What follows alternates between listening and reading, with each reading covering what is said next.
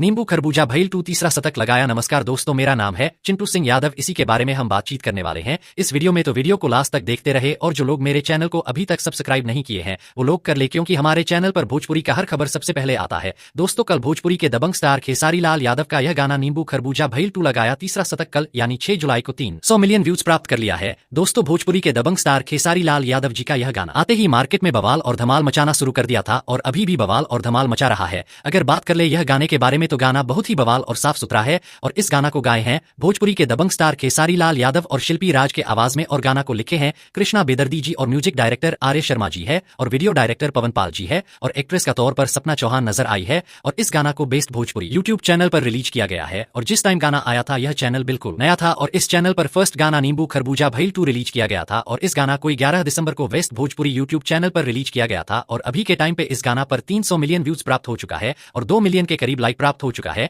वैसे इस गाने के बारे में क्या कहना चाहते हैं नीचे दिए गए कमेंट बॉक्स में कमेंट करें। तब तक के लिए बाय, मिलते हैं एक नए वीडियो के साथ। जय हिंद, जय भोजपुरी।